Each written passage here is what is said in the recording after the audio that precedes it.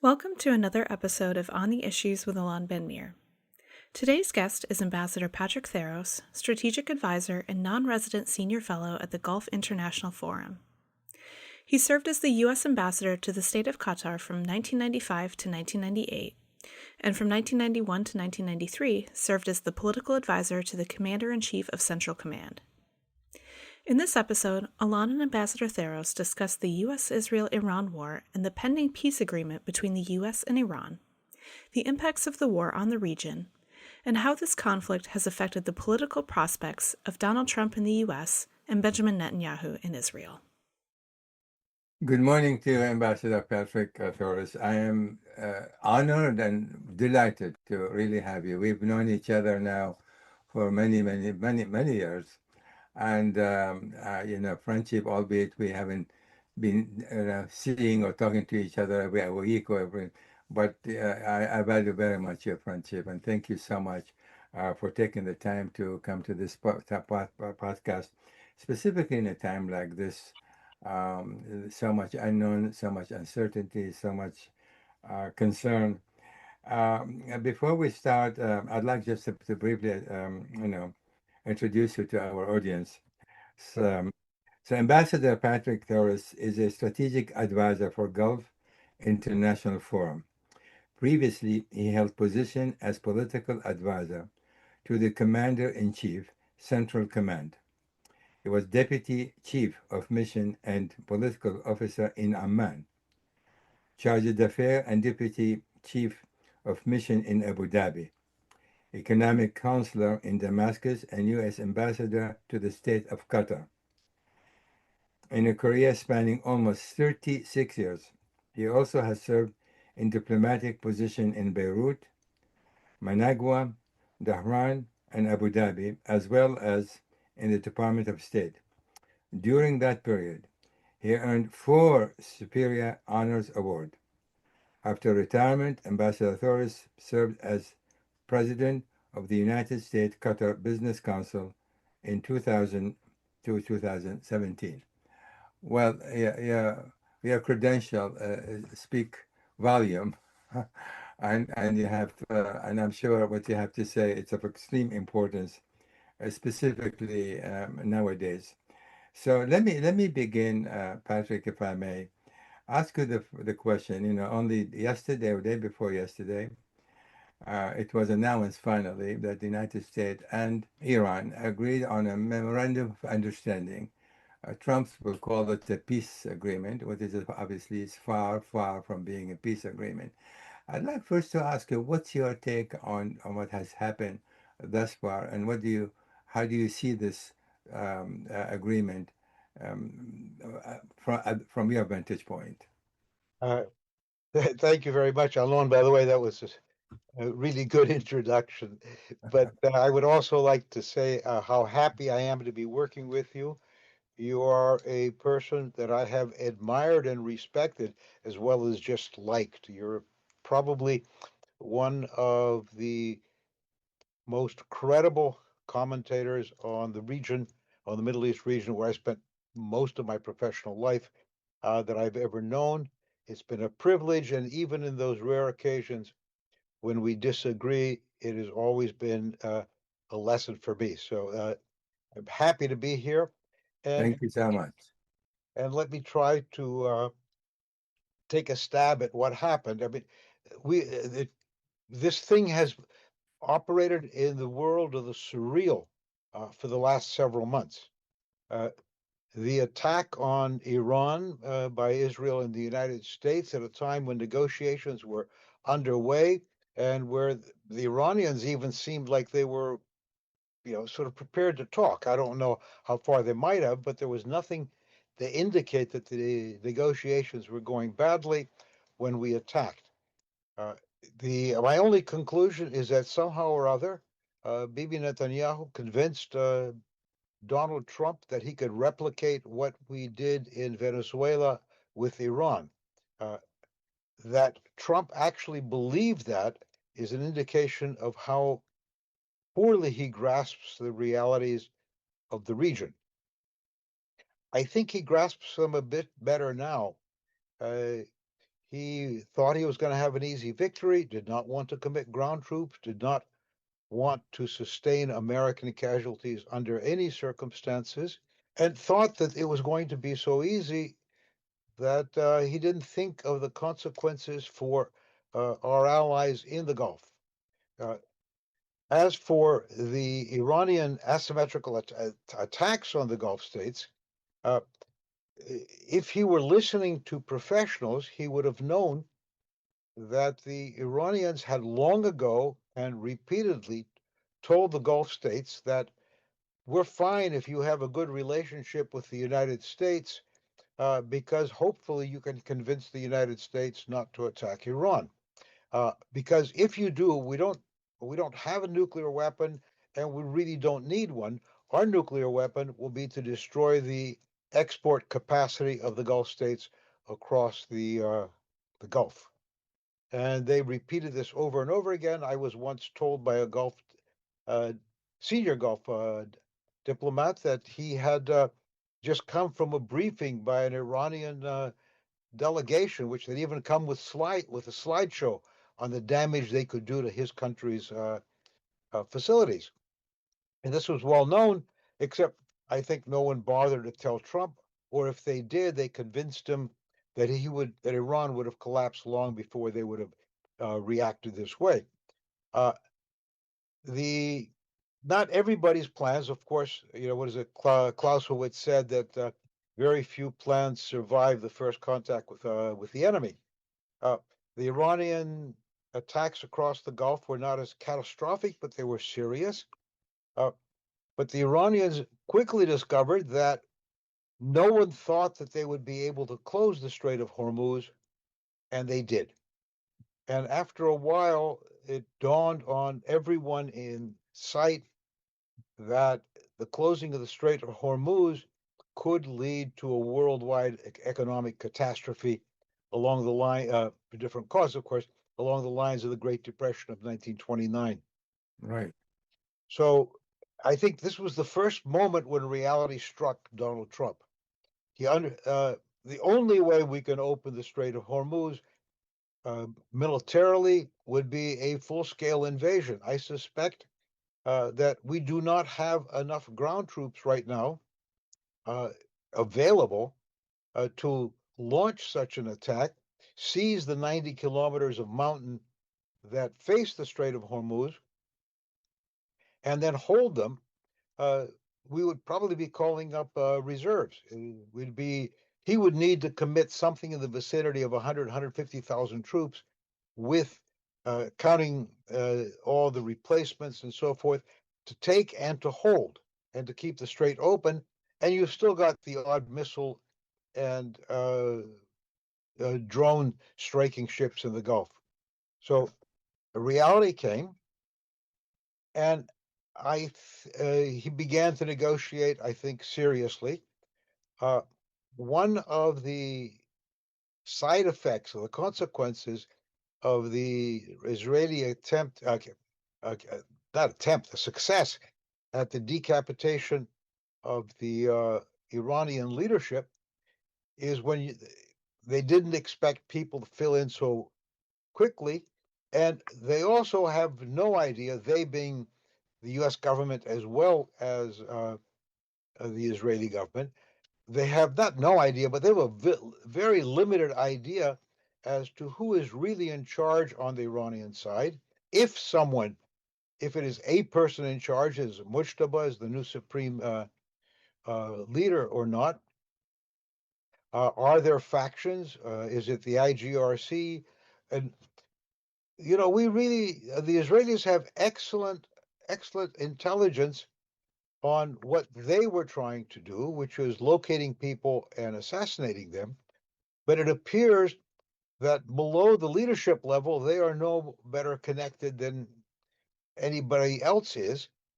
So this complicated negotiating. We don't know if who are the I hate to use the term moderate with describing the government, anybody in the government of the Islamic Republic, but who are the moderates? Who are the pragmatists, perhaps? And who are the ones that want to go for broke? And but I don't even know what they would mean by go for broke. I mean, we can't we can't defeat America from their point of view. But Right. I think at some point, the pragmatists convince the war hawks, the extremists, that they don't know much about how Donald Trump functions. And today, Donald Trump is the U.S. government. Nobody has dominated the U.S. like Donald Trump has since the days of FDR, and even then, FDR had more trouble passing his bills. And Donald Trump, scares people. He certainly scares me. I do not know what he will do next. Yeah. And what I see is an elderly man totally frustrated in a situation that he does not understand and whose consequences he did not understand either, uh, flailing around. And, again, this is the guy who controls the United States. He has the football, he has enormous power to launch, to destroy. He doesn't have power to actually coerce somebody into doing something, but he can destroy like mad. Uh, and I think finally the pragmatists on the Iranian side concluded that, we've and persuaded the more extremes that, we really don't know where this is going. We've got an advantage now.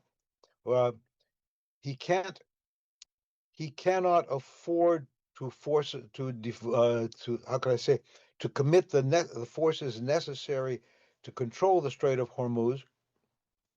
Let's just get what we can out of the negotiations now. Yeah. Right. And so we are where we are now. There is an MOU, a ceasefire, an agreement, whatever you want to call it. It I would say it's a ceasefire with follow-on negotiations to keep it in place. And Right. we don't know all the details yet. What I see here, the gap between the initial objective, what it is that Netanyahu and Trump wanted to achieve, versus their knowledge and understanding what Iran is all about. And that when you establish such an objective like regime change, perhaps an uprising, eliminating the nuclear stockpile, eliminating the nuclear program, big goals, you would have to look into Iran itself and see to what extent they'll be able to, what kind of step they might be able to take in order to prevent the United States and Israel from achieving their objective. So there was, in my view, considerable misassessment of what Iran is all about. They did not consider the fact that Iran could and would close the Strait of Hormuz, like you said. They did not consider the fact that Iran will be attacking the Gulf state, where many American installations are, which could cripple also the export of oil from these states. They did not consider that.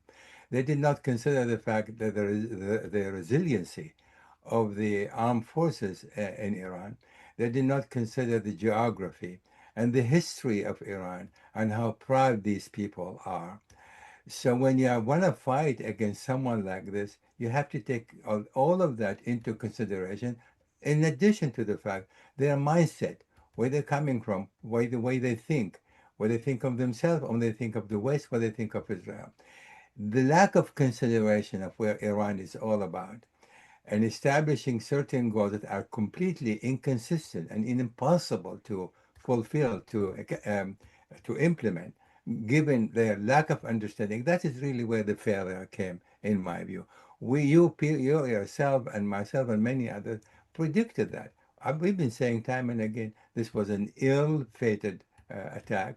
It's not going to work. But I want to just reiterate something you said very correctly.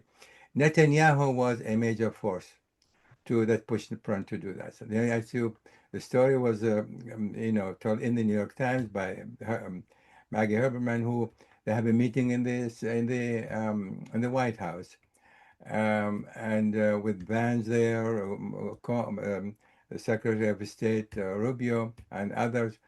And Netanyahu made this case, we can do it very quickly. And he basically, and Trump said, yeah, sounded good to me. So this is where we are today. Let me just then go now. That we have this agreement, we really don't know where this is gonna go. So, given what you know at this point, uh, of course, they said they're gonna negotiation will be resumed this coming Friday. What do you expect to happen, knowing what you know at this point? What are will the Iranians give up their what they call their right to enrich uranium for peaceful purposes? Will they give up now that they have discovered their power over the Strait of Hormuz? They want now to collect fees. So they have now many cards. In my view, when I sum up all of this, I'm sorry I went too long on this. To me, Iran won the war. United States and Israel lost this war, and today Iran feels far more emboldened, and that's going to have significant impact on the coming negotiation. What's your take? I agree completely. I would go one step further, is that Friday will begin once they have the signing ceremony over, which everybody will be happy to sign. We'll begin with a long argument over what's in the agreement. Right. We're going to end up, if you and I are both old enough to remember the Vietnam negotiations, where we spent the first God knows how many months on the design of the table. What is the shape of the table? How far apart is everybody going to sit? We hadn't even gotten that far. That took literally months to resolve before we went ahead with the Vietnam negotiations, and that involved people like Henry Kissinger, who was no slouch at diplomacy. Right. Uh, so I think we're going to get tied up initially in, what did you mean by this? No, I didn't mean that. I meant this.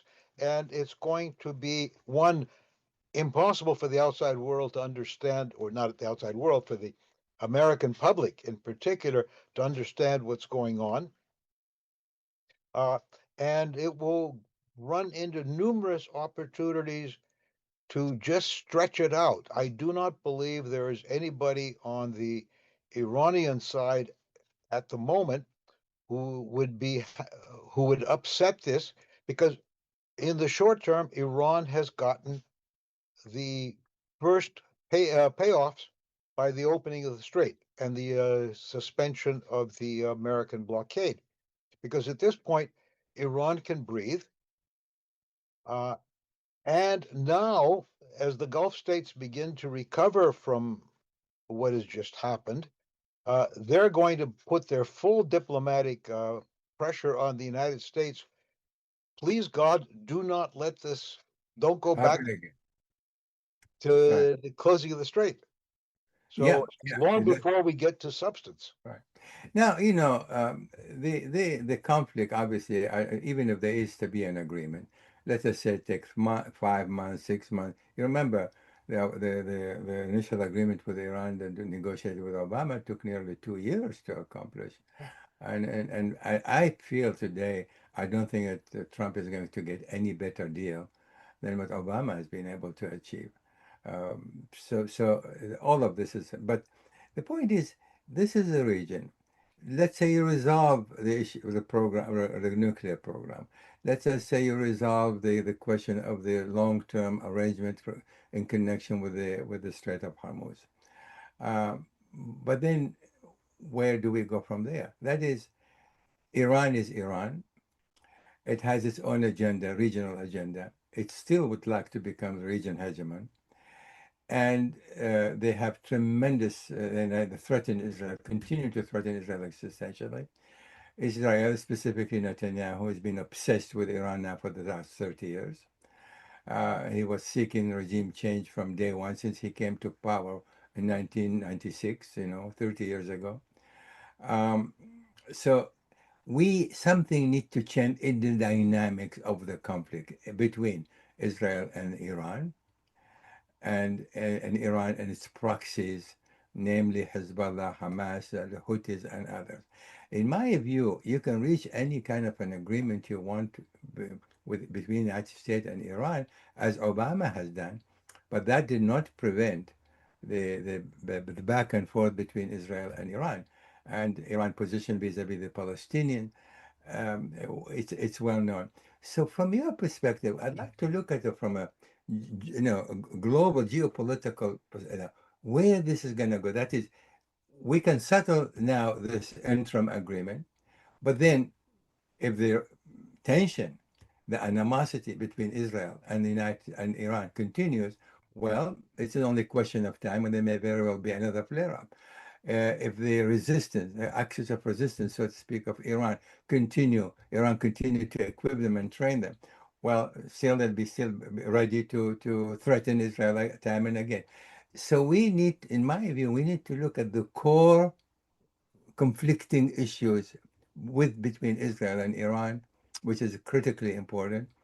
And in my view, and I'd like you to comment on this because you know this very well. In my view, this may very well not end unless there is also an agreement between Israel and the Palestinians. In my view, that if there was to be in such an agreement, basically you can pull the rug from underneath Iran. It will have less tools by which, or less rationale to attack Israel as well. And that, I mean, this could dissuade Iran and its proxies to a great extent. So I would like you to take all of this into account. What's your reaction to that? We've had this conversation in the past, Alon. The Palestinian issue has essentially determined the history of the Eastern Arab world and their neighbors since I was a child and before you were born. I think think of one thing: a number of Arab states had democratic elections prior to in the 1940s and the early 1950s, and in almost every case, those states turned into dictatorships, and those were dictatorships that came to power by playing on the Palestinian issue. The second problem was that there was never a serious attempt post 1948 to create a Palestinian state or unless you count the Palestinian attempt to seize Jordan in 1970. There was never a serious attempt to create a Palestinian state by any of the players, least of all Israel, but certainly all the years that I watched American foreign policy develop, I don't think we were ever serious about it.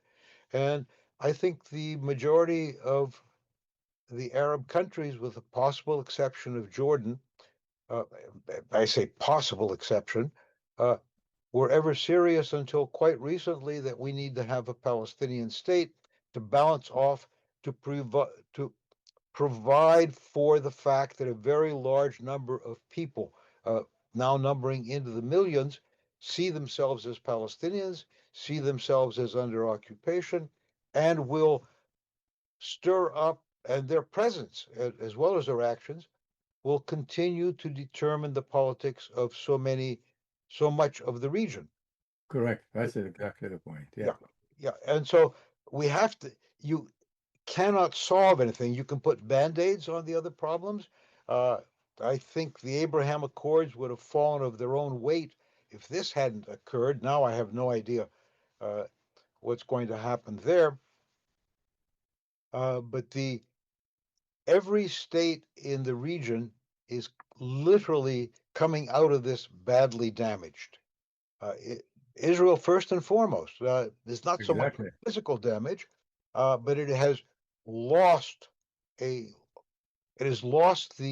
how can I say, automatic sympathy of the United States and of the world. And That is because of the Gaza war, obviously. Yeah, obviously because of the Gaza war. But I think there are an awful lot of people who agree with us that Netanyahu conned Trump into bringing the world to the edge of economic disaster. Exactly. So I think the best thing the Israelis could do right now for their own interests would be to get rid of Netanyahu. Be rid of him. I mean, try him, put him in jail, do anything, but to put as much distance between themselves and Netanyahu, and then tell everybody it wasn't us, it was Bibi. It's not entirely true, But I think that would be, if I were an Israeli politician with a reasonable chance of becoming prime minister, that would be my preferred course of action if I want to restore or at least salvage what is now perhaps the most dangerous psychological moment in the history of Israel since its Yeah, founding. yeah. In that regard, Patrick, if I may, I agree with you. Netanyahu was a disaster. In fact, my recent article, I said clearly, no enemy, be that Iran, Hezbollah, Hamas, has caused more damage to Israel than Netanyahu. I made that only last week. So I agree with you. The problem is what I see in Israel, and I'm going to continue to connect this to Iran, and that is the Israeli public today, still a vast majority, still oppose Palestinian state. And the opposition party, the new party that was created between Lapid and Bennett, are not committed to provide a solution to the Israeli. That is, they're not committed to two-state solution. So even when Netanyahu departs, and he has to depart in one form or another, he will go. You do not have in Israel, doesn't exist the environment to reach out and try to settle the Israeli-Palestinian conflict. And because of that, I think that, like I said, this is going to continue to cause regional instability, and it continue to provide Iran with its needs in order to make its argument against Israel. I mean, we have to remember Persian and Jews relationship has been excellent for millennia. Uh, so the an Iranian very well differentiate between Jews and Israelis. You know that, which is Yes. ironic. So what I'm saying then, I see a clear link. And I think if the United States wants to end regional instability for the long term, it's going to have to take it seriously to try to deal with the Israeli-Palestinian conflict. And I see that there's a connection to that. Again, I wanted to dig into this a little bit from your perspective. That is, these negotiations are going to resume, and I agree with you. There'll be many difficulties in reaching just about everything. It's going to be very difficult. It may take over a year, maybe even more, to reach an agreement. But if there's not simultaneously, at the same time, some kind of negotiation between Israel and the Palestinian, we can still see the regional instability will continue to reverberate. What do you think of that? I think basically you've described the way the next couple of years are going to go. I don't think there will be, so long as Trump is president, I don't think there will be a serious effort uh, in the United States to address the Palestinian question. Uh, I mean, the good news is, so long as Trump is president, there will be stasis. There won't be any new great initiatives because he has been badly burned, and unless he has completely lost it, I don't think he wants to go there anymore. I don't think he wants to take risks. The consensus on the Middle East that once existed in the United States, and when I say consensus, 90% of the American population couldn't care less what happens beyond the 12-mile limit, the oceans around us. But for the 10% that does care passionately, the 9% of that 9% were passionately pro Israel, and the remainder may not have been. The that that passionate support for Israel is now in serious trouble. Exactly. It has become, or in my view, will become a serious domestic issue because, on the one hand, the one part of the American politic that supports Israel and will support it into Armageddon are the Christian Zionists, the Exactly. uh, uh, people who I think have no idea what they're talking about theologically. But anyway, they're the people who are prepared, the Huckabees of the world, who are prepared to back Israel into one catastrophe after another. Correct. Yeah. Uh, but they only represent a part of that former passionate support for Israel, and the Israelis have lost a lot of other people, and I do not include the Jewish community anymore as a passionate supporter of Israel. Within them, there are most of them are people your age and my age, not young people. My children in their 40s have a lot of friends who are Jewish, and tell me that something between half and 2/3 of their friends now have serious doubts about their support for Israel. There are people who simply believe that Netanyahu has, how can I say, has smeared the good name of Jews.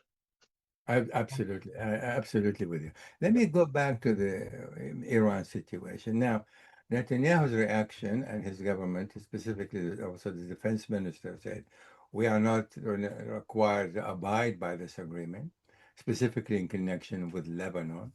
We are not going to withdraw from southern Lebanon, and we're going to retaliate against Hezbollah because we are not even party to these negotiations.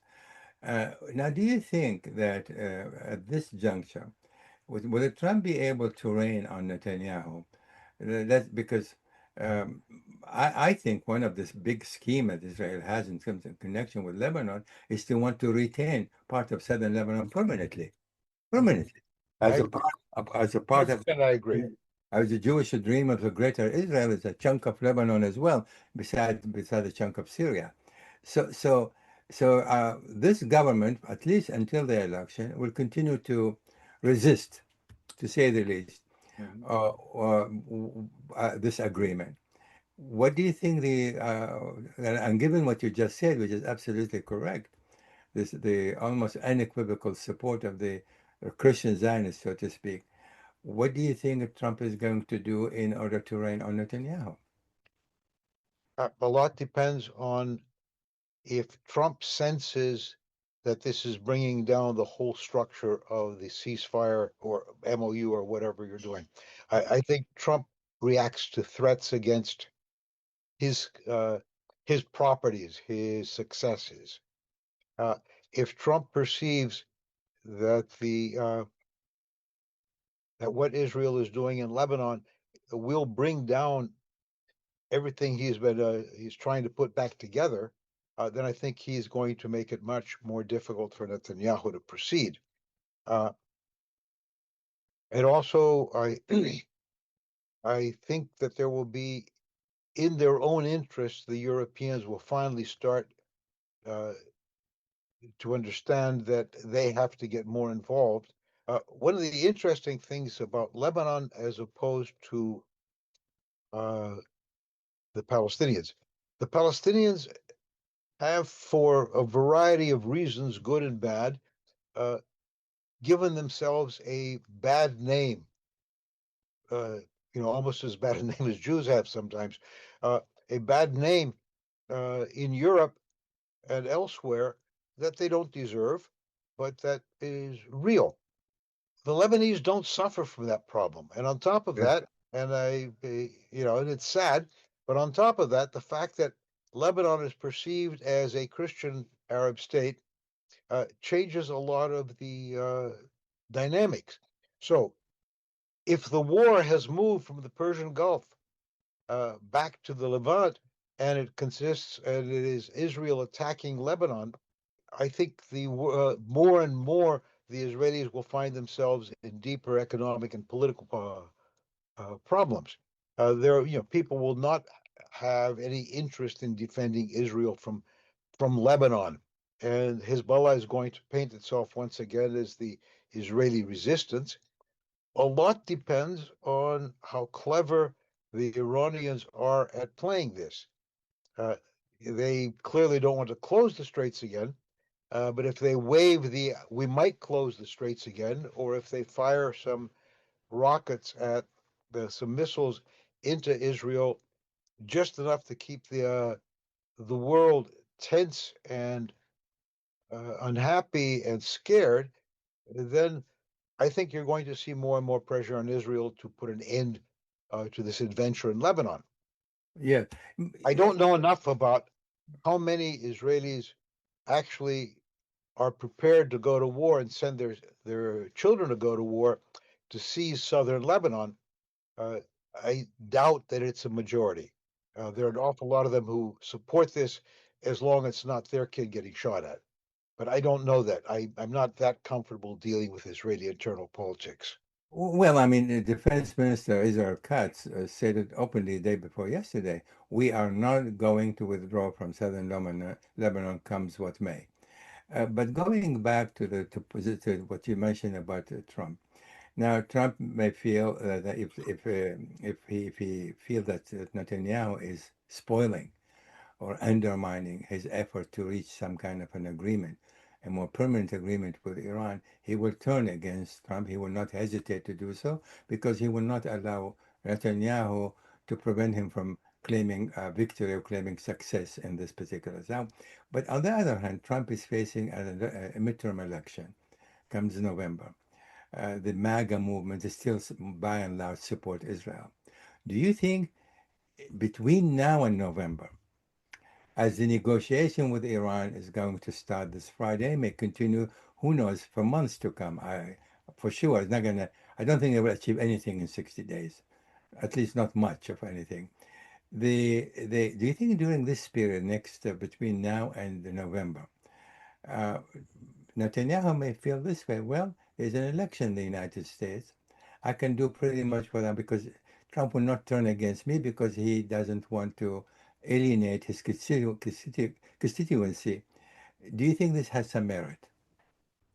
I think I think Netanyahu's thinking may go that way.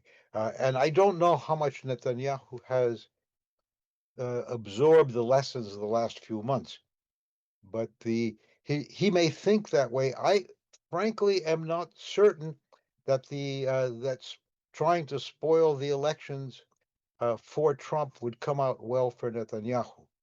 Uh, if Trump can paint Netanyahu as the person who's going to go back to war, it cuts both ways.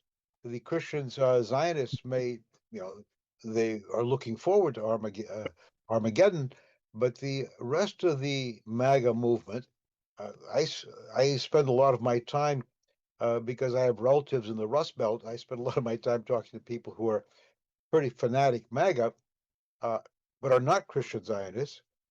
Their issues are not the issues of Israel and Palestine and so forth. They are not supporters of Israel. Uh, they will still come out and vote MAGA or not vote MAGA depending on the economy. Actually, if I may, I'm just referring to the so-called Christian Zionists, specifically the evangelicals and all of them. I'm referring to that more Yeah, than the MAGA itself. I'm yeah, spoken on. yeah, I agree. But my relatives in Ohio are mostly MAGA. I and I understand why. They came from they live in an area that in the 1970s was the most heavily industrialized political unit in the United States, perhaps in the world, and it's all gone now.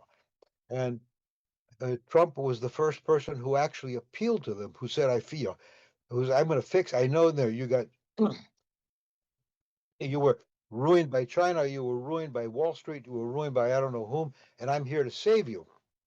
Right. And they didn't vote for him for any other reason other than he was the only person who ever reached out to them in the world of politics, of American politics, and uh, so a few people may decide to go against Trump because of the Israeli issue. I think the vast majority will not be affected. Uh, in fact, if I have any idea of what's going on, is that a large number of people are simply not going to vote. Large number of the people who in MAGA and in the Republican Party generally can't still can't bring themselves to vote for Democrats. There are Democrats who can't vote for They opt to stay out of it altogether. I want to switch a little bit to the Gulf state because that's also your another expertise. As when first during his first term, Trump was able to forge the Abraham Accord. And what happened there is something that why Netanyahu continue with his plan to expand settlement, to basically deny any possibility, will not accept any prospect for a two-state solution, because what he realized that the Arab state, because of the Abraham Accord, they will sacrifice the interests of the Palestinians to have a relationship, an economic relationship, security with the state of Israel, and he was banking on that, and he was now seeking the time before the Gaza war. He was seeking. They were on the verge actually of having normalization of relationship between the United States, between Saudi Arabia and Israel. Now, given now the recent development last 3 years, since October 7, 2023, to this day, things have changed in the Middle East. They have suffered from Iranian attack. Many of them, I speak to several people from there, from the region, and they are now very bitter about what Israel has done. What do you hear from the Gulf state, and what is the prospect of any additional normalization of relationship between Israel and the Gulf state, given what we know today? I am amazed that, frankly, that Mohammed bin Zayed is able to keep the relationship going with Israel.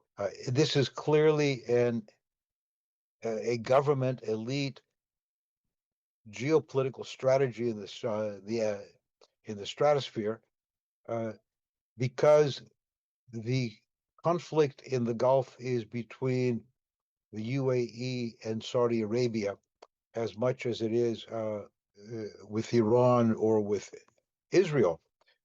I found myself trying to figure out why the UAE, unlike any of the other GCC states, was more belligerently was more belligerent on the subject of Iran, and wanted the U.S. to, quote, finish the job, whatever that means. And I think it's because the UAE and Saudi Arabia are sort of working themselves into a confrontation that has drowned out other considerations. And that's an ancient. I first went to the Gulf in 1964, and at that time I was the consular officer in Dhahran, responsible for the entire British-controlled part of the Gulf. Every Arab that I talked to from the Gulf, every Gulf Arab, saw Saudi Arabia as much a threat to their sovereignty as they saw Iran. It wasn't much worse. Saudi Arabia is the heir to 1,000 years of the tribes of the interior of the Arabian Peninsula that constantly raided the more prosperous, relatively speaking, more prosperous settlements on the coast. And usually the states of the Gulf would seek outside support to protect them from what became Saudi Arabia. But now Mohammed bin Zayed believes that he has created a military machine and has a strategy that will enable the United Arab Emirates to stand up to the Saudis by itself.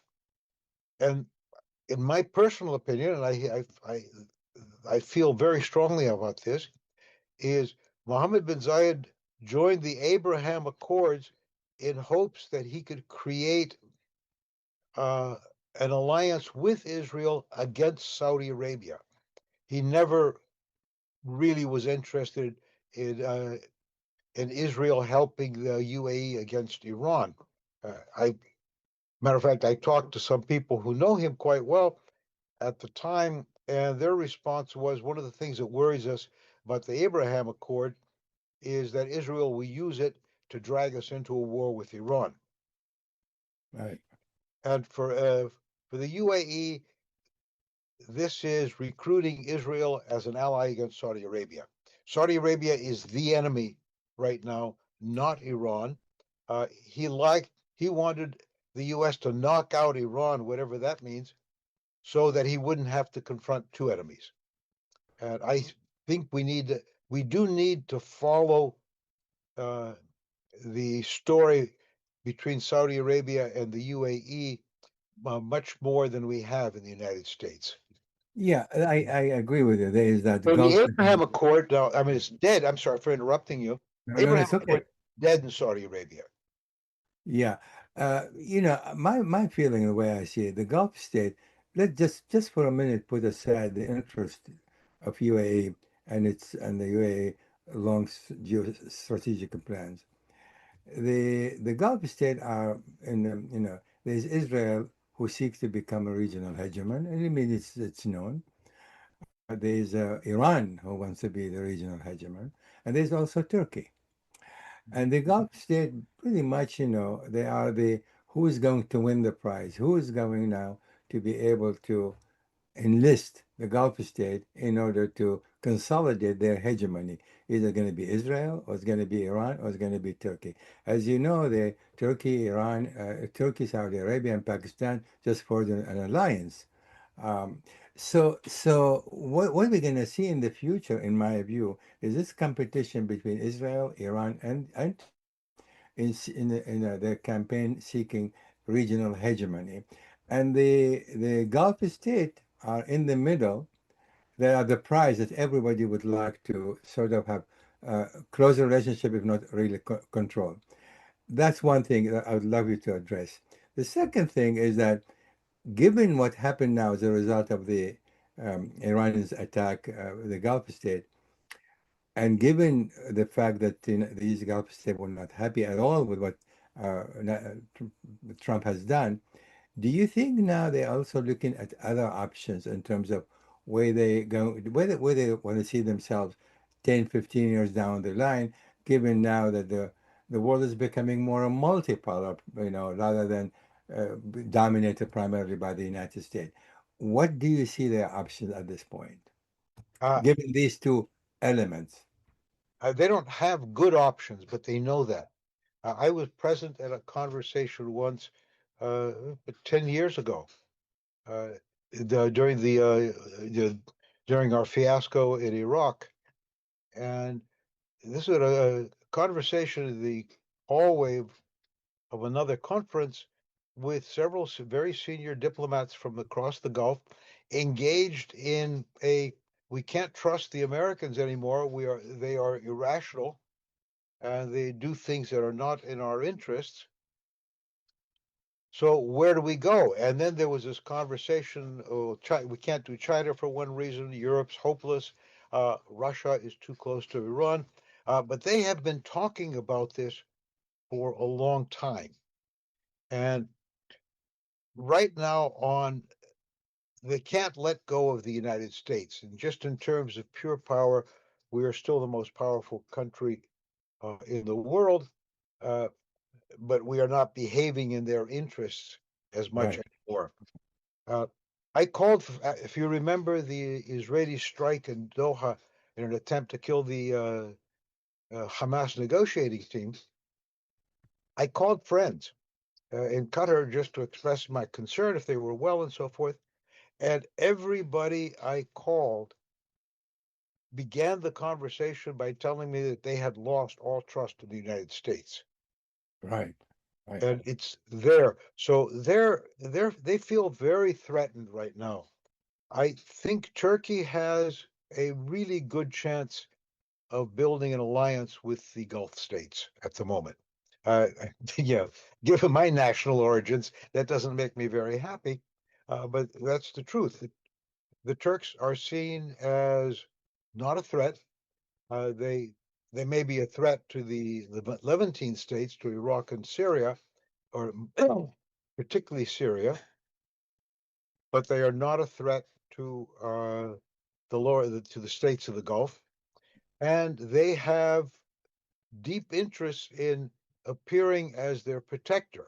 Now, they're not going to be as a protector as the United States could be, but they can still play a role, and they can even play a role to a degree against Israel, because after all, Turkey is a NATO state. Uh, and it gets a little bit dicey if there is an attack, if there is, say, a breakout in hostilities between the Turks and the Israelis in Syria, or in Lebanon, and something goes wrong, and the Israelis, in a moment of hubris, pull an airstrike into Turkey, and Turkey convenes an Article 5 meeting for NATO. I've been attacked by Israel. I mean, all this really complicates things. So Turkey has a certain amount of, how can I, is slightly insulated against an Israeli attack, particularly an Israeli attack into the Turkish homeland, Yeah. and has done a very good job of cultivating the states of the Gulf. And you know, Turkey, if nothing else, Turkish diplomacy is conducted in a very realistic fashion. Their government may, Erdogan may make ridiculous statements, but the Turkish diplomatic corps is old and well established, and they know how to cultivate people where they are. So I see Turkey as a beneficiary. It will certainly be an economic beneficiary. It will be selling weapons. They may actually station Turkish troops. There's already a battalion in Qatar. They may be stationing Turkish troops elsewhere in the Gulf as a sort of deterrent against attack. Yeah. So otherwise, Iran is the Gulf states will continue to talk to Iran. It doesn't matter what Iran did. They may be upset. They're going to be very angry, but their population has a very pragmatic understanding of the realities of the Gulf. Iran sits 40 miles away. It is huge by their standards. It has the capacity to hurt them very badly. And now in this case, they called on the Americans started the war. Never mind, but even if they'd called on the Americans to protect them rather than start the war, the Iranians just proved that they can hurt the Gulf states very badly, both by direct attack and by closing the strait. So the Gulf states are going to be there negotiating like mad, trying to develop a modus vivendi with Iran uh, because they have to, because they're doomed by geography and history. They have to develop a modus vivendi with Iran. I don't know what Mohammed bin Zayed believes that he can do by challenging Iran. He can either challenge Saudi Arabia or challenge Iran, but at the moment he seems to be challenging both of them. So this is to me a little strange. Yeah, I think I absolutely agree with you. I mean, the Gulf states have come to the conclusion that Iran is a major power, the major power in the region to be reckoned with. There are no specific, other than the close relationship that the Gulf state has with the United States, there is no specific conflict between Iran and the Gulf state. There's no territorial dispute of any significance. The proximity you're talking about it. Now they have acknowledged the Gulf state realize that Iran is a power to be there, like you said, 40 miles away, and given the circumstances, and I absolutely agree with you, they will have to, not out of because of submission, but basically thinking in terms of where our best national interest lies.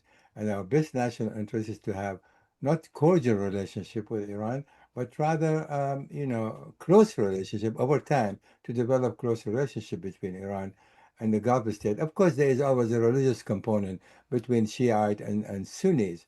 And I think, notwithstanding the long history of this conflict, I don't think it's in the way right now, stand in the way of improving the relationship between the Gulf state.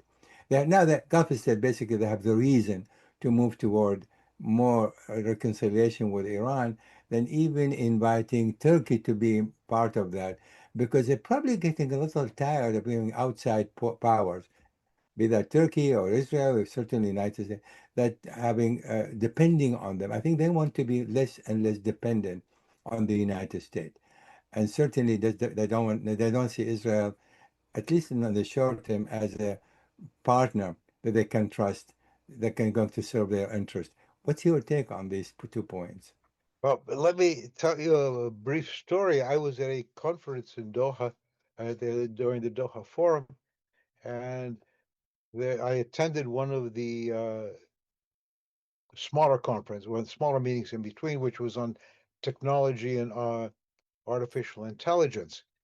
And what surprised me was a very senior person in the UAE, how can I say, intellectual sphere, the AI sort of sphere, and a person occupying the same position in Qatar agreed, and they hadn't. I asked them later if they'd worked out in advance. They said no, they were surprised. Agreed that it was too dangerous to adopt uh, uh, an AI developed in the United States, because if AI depends on the home company continuing to allow them access to its computers in the cloud so they can have AI, and it would be better for the Gulf states to stop investing in American AI because they were simply investing in something that could be used against them very Right. easily, and develop their own, buy a small company, do something like to build on it. And one of them said, even if our AI is inferior, it is better to, if it's ours, than to be held hostage by the next American president who has something to gain in the Gulf. Yeah, so basically, what you're saying, there's a Gulf state today. I still start to look into, I don't want to say in distancing, but certainly they lose trust in this administration. They are not sure who is going to be the next president, how that person is going to react or behave in connection with the Gulf state. So there's this level of uncertainty. They are not going at this point to build on this current relationship anymore because there's doubt, there's concern, there's suspicion that this administration really did not care about their ultimate national security interest, but basically bow to Netanyahu instead of considering their national interests. So that is going to stay with them at least for the duration of the Trump administration. And if there's no improvement between now and then, that's going to be perhaps a permanent setback. That is, the gulf between the two sides is going to be larger than shrink. Do you see it that way? Yes, I think they won't. The day of finding the most powerful foreign protector, if it was the Portuguese or the British Empire or the Americans, I think that day is gone. What they will be doing, I believe, is trying to build a network of relationships uh, that they can call on for help, whether it's diplomatic or military, when needed. And in a way, uh, that's where I think the whole world is going. Just the Gulf states are more desperate to do so. They and this was the politics of the former emir, Sheikh Hamad of Qatar, who uh, told me once that I want to make Qatar important to as many countries in the world as possible, uh, because this is my strategic deterrent. He turned to me and he said, I mean, my idea of perfect deterrent is if something happens to Qatar, the lights go out in Manhattan. Uh, Yeah, yeah. he wants countries. This is why they hosted the World Cup, why they try to host the Olympics, why they mediate every dispute in the world, is they are making themselves important to as many countries in the world as possible. And this is, by the way, why the Israelis, where people support Israel, have gone after the Qataris in the United States, after Qatar, because it is a country that is building numerous relationships. And I think the rest of the Gulf will see that the Qatar strategic engagement with the entire world is the way for all of them to go. The United States will be a player. We will be important, but they are not going to put all their interests in one basket. Right. A couple of minutes left for us. I would like to conclude it went so quickly, 1 full hour. One more word from your part, last word. How do you, just conclusion in a minute or two? My last conclusion, as I said, it was what I just said, is we are entering a world where a lot of our old assumptions of the Gulf region are not will no longer hold true. We will probably be having this conversation about the negotiations between the United States and Iran over what actually they agreed to this week. We'll probably be having this conversation in the next year. All right. Well, again, thank you so much. I wish we had more time to continue this wonderful conversation with you. I was Thank too. you I really enjoyed this conversation. for your insight. You have an amazing insight into these events, especially the region. So thank you again, Patrick, for taking the time. And I Really. hope we'll have an opportunity to have another one of these conversations once you see down the line how these negotiations are evolving. Right, And absolutely. I would love to do that in the near future, I hope. Thank you so much again for Take care. Thank you for listening to this episode on the issues. You can find this podcast on my SoundCloud page, and stay tuned to my social media accounts for the latest analysis and announcements.